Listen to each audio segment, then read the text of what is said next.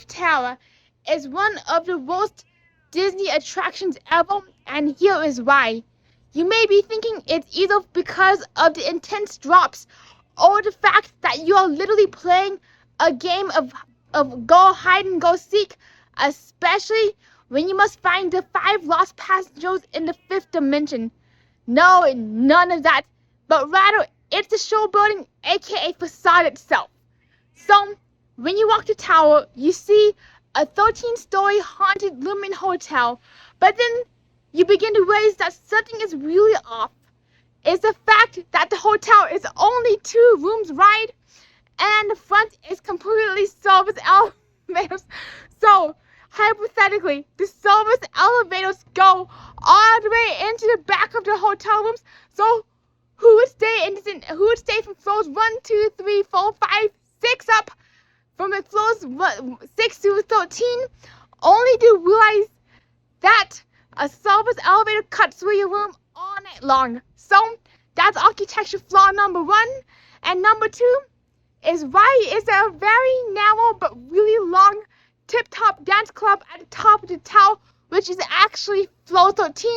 I meant to say 13. It's 12 rooms only from rooms 6 to 12, not 13, because this right there is floor 13, aka the Tip Top Club. And when you go to the Tip Top Club, you basically are dancing in a really long spaghetti-fied line because there's not enough room to go sideways, upwards like the Wonka Vader. Instead, you're dancing in a room that is technically only 12 feet wide if each hotel room is 6 foot in width. So, help me make this make sense. Here's what really gets me, is the service elevator. Technically, before the thunderstorm took out the wings, basically what I'm being told is that the service elevator literally goes up and down the really narrow wing thingies, and with these really narrow wing thingies, who would need a gigantic service elevator to deliver everything if you could take the regular elevator or stairs? But now, here's what confuses me, is see the sign. What really gets me going is why would a service elevator literally go up there but then stop in the Sign the World hotel? And imagine trying to unload all the inventory only for the elevator to open up and there's a gigantic HOTEL in your face. Make this make sense. So moving on, is some people could theorize that the sign fell down, but when you look at the sign, it is actually really well boarded up there, as if it's been intentionally placed. And if you look very carefully where the wing fell off, see how it's covered by the letters HOLLY. That's not how you spell Mississippi. And the letters WER and the word hotel. So imagine if you get to your room and you open up your dome. First of all, there's a gigantic elevator shaft bisecting your room.